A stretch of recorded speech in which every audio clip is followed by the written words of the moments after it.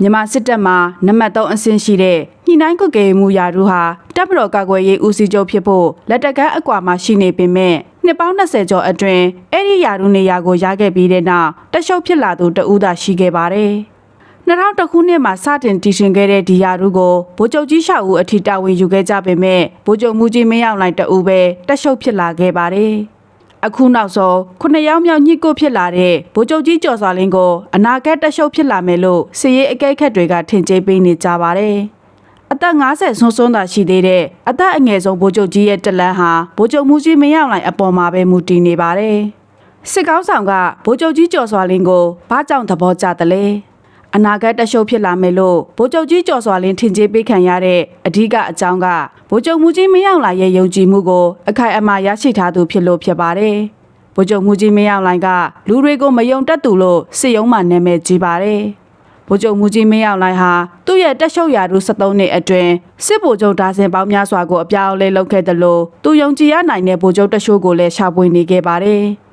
ထောက်လိုင်းရေးစကားနဲ့ပြောရင်ရှာမှတ်ပေါ့ပြုစုပြောထားဖို့ရှာဖွေမှတ်သားထားရတဲ့အရာရှိတွေပေါ့လို့စစ်ရေးအကဲခတ်တဦးကပြောပါတယ်။အဲ့ဒီထဲမှာစစ်တပ်ကတော်အပတ်စဉ်30ဆင်ဒုတိယဗိုလ်ချုပ်ကြီးမိုးမြင့်ထွန်းနဲ့အပတ်စဉ်35ဆင်ဒုတိယဗိုလ်ချုပ်ကြီးကျော်စွာလင်းတို့2ယောက်ကဗိုလ်ချုပ်မှုကြီးမင်းအောင်လှိုင်သဘောကျတဲ့အထက်ထိတ်ဆုံးကဖြစ်ပါတယ်။ငယ်ရွယ်တဲ့ဒီစစ်ဗိုလ်ချုပ်2ယောက်ကိုဗိုလ်ချုပ်မှုကြီးမင်းအောင်လှိုင်ကစစ်ရုံးမှာခေါ်ထားပြီးသူတို့2ယောက်စလုံးဟာယာထူးလဲအတက်မြန်ခဲ့ပါတယ်။သူတို့2ဦးကအရာရှိငယ်ဘဝမှာနိုင်ငံတော်အေဂျင့်တာယာရေးနဲ့ဖွံ့ဖြိုးရေးကောင်စီရဲ့ဒုတိယဗိုလ်ချုပ်မှုကြီးမောင်ရေးရဲ့ဒူးချုပ်ရုံးကလူတွေဖြစ်လို့စစ်ရုံးရဲ့လှုပ်ထုံးလုပ်နည်းတွေကိုကျွမ်းကျင်ကြသူတွေဖြစ်ပါတယ်။ဗိုလ်ချုပ်မှုကြီးမင်းအောင်လှိုင်က2020ရွေးကောက်ပွဲအလွန်မှာတမရအိမ်မက်ရှိခဲ့ပြီးဒုတိယဗိုလ်ချုပ်ကြီးမိုးမြင့်ထွန်းကိုတက်ရှုပ်ဒုတိယဗိုလ်ချုပ်ကြီးကျော်စွာလင်းကိုဒူးချုပ်အဖြစ်ထားခဲ့ဖို့ယာထားခဲ့တာလို့စစ်ရုံးက BBC သတင်းရင်းမြစ်ကပြောပါတယ်။ဒါပေမဲ့2021မှာအာဏာသိမ်းမှုပေါ်ပေါက်ခဲ့ပြီးဒုတိယဗိုလ်ချုပ်ကြီးမိုးမြင့်ထွန်းနဲ့ဒုတိယဗိုလ်ချုပ်ကြီးကျော်စွာလင်းတို့လည်းအလင်းအမြန်ပဲထိပ်တန်းရာထူးတွေရလာခဲ့ကြပါတယ်။ဒုတိယဗိုလ်ချုပ်ကြီးမိုးမြင့်ထွန်းဟာစစ်တပ်မှနံပါတ်6အဆင့်ရှိတဲ့စစ်ဦးစီးအရာရှိချုပ်ကြီးရာထူးအထိရောက်ပြီးမှလက်စားမှုနဲ့အရေးယူခံခဲ့ရတာဖြစ်ပါတယ်။ဒုတိယဗိုလ်ချုပ်ကြီးမိုးမြင့်ထွန်းလက်စားမှုနဲ့အရေးယူခံရအပြီးမှာတော့ဒုတိယဗိုလ်ချုပ်ကြီးကျော်စွာလင်းက2025ရွေးကောက်ပွဲအလွန်မှာရှန်ထားခဲ့မဲ့တက်ရှုပ်လောင်အဖြစ်တက်တွင်းမှာရှုမြင်ခံလာရပါတယ်။ဗိုလ်ချုပ်ကြီးကျော်စွာလင်းလာရလန်းဗိုလ်ချုပ်မှုကြီးမင်းအောင်လှိုင်တပ်မတော်ကာကွယ်ရေးဦးစီးချုပ်ဖြစ်လာတဲ့အချိန်မှာဗိုလ်ချုပ်ကြီးကျော်စွာလင်းကစစ်ရုံးမှာဒုတိယဗိုလ်မှူးကြီးအဆင့်ပဲရှိပါသေးတယ်။ဒါကြောင့်ဒုတိယဗိုလ်မှူးကြီးအဆင့်ကနေဗိုလ်ချုပ်ကြီးဖြစ်တဲ့အထိဗိုလ်ချုပ်မှုကြီးမင်းအောင်လှိုင်ကပဲယာထူးအဆင့်တိုးပေးခဲ့တဲ့လူရင်းဖြစ်ပါတယ်။သူကိုအဓိကအပြောင်းအလဲဖြစ်စေခဲ့တာက2019ရခိုင်မှာဖြစ်ခဲ့တဲ့ရိုဟင်ဂျာစစ်ဆေးရေးဖြစ်ပါတယ်။အဲဒီတုန်းကဗိုလ်ချုပ်ကြီးကျော်စွာလင်းကစစ်ရုံးမှာစစ်ဦးစီးဗိုလ်မှူးချုပ်ဖြစ်ပြီးတက်ရှုံနဲ့တိုင်းမှုတွေကြားတဲ့ကအဆက်အသွယ်ဖြစ်ပါတယ်။ Operation Room မှာသူကစစ်ရေးကိုရှင်းပြရတယ်။တက်ရှုံကသူ့ကိုတော်တော်သဘောကျတာလို့နေပြည်တော်က BBC သတင်းရင်းမြစ်ကပြောပါတယ်။စစ်ရုံးမှာစစ်ဦးစီးဗိုလ်မှူးချုပ်ရာထူးဟာမြေပြင်ကစစ်ရေးအရှိအနေတွေကိုတက်ရှုပ်အပါအဝင်ဗိုလ်ချုပ်ကြီးတွေကိုရှင်းပြရတဲ့အရေးပါတဲ့ရာထူးတစ်ခုဖြစ်ပါတယ်။တိုင်းမှုတွေကတက်ရှုပ်ကိုဓာတ်ရိုက်ဖုံးဆက်တင်ပြလို့မရဘူးလေ။စစ်ရေးအရှိအနေတွေကိုစစ်ဦးစီးဗိုလ်မှူးချုပ်ကတဆင့်ပဲတွားရတာလို့စစ်ဘက်အရာရှိဟောင်းတဦးကရှင်းပြပါတယ်။ဗိုလ်မှူးချုပ်ကျော်စွာလင်းဟာ2018မှာအလဲပိုင်းတိုင်းစစ်ဌာနချုပ်တိုင်းမှုအဖြစ်ရာထူးတိုးခန့်ရပြီးဗိုလ်ချုပ်ဖြစ်လာပါတယ်။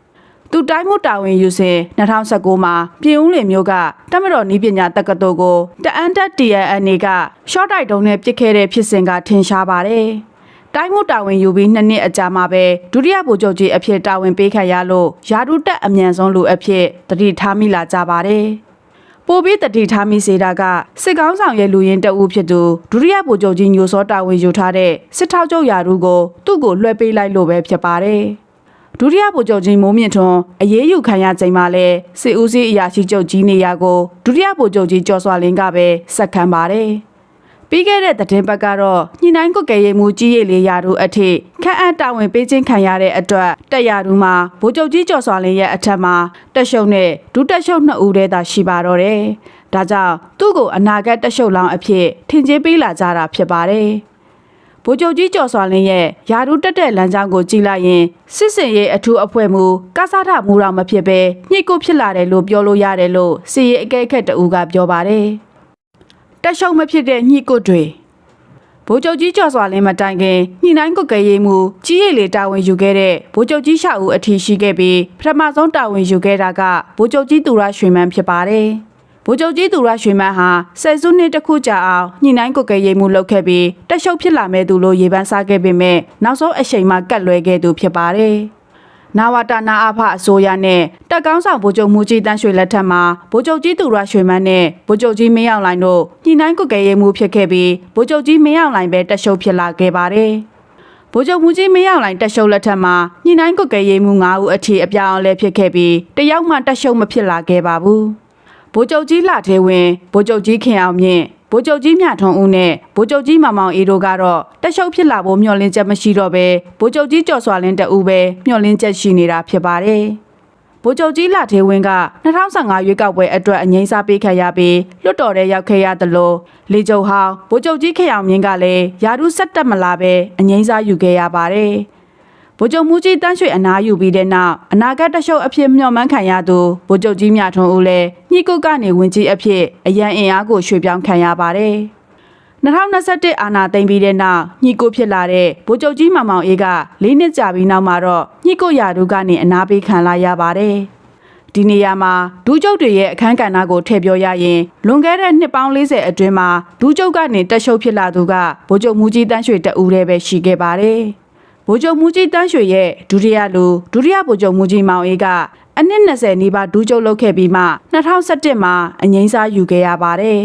လက်ရှိဒုတက်ရှုပ်ဒုတိယဗိုလ်ချုပ်ကြီးစိုးဝင်းကလည်းတက်ရှုပ်ဖြစ်လာဖို့မရှိပဲဒုတိယဗိုလ်ချုပ်ကြီးမောင်အေးရဲ့လမ်းစဉ်ကိုလိုက်သွားရလိမ့်မယ်လို့စီရေးအကဲခတ်တွေကသုံးသပ်ပါတယ်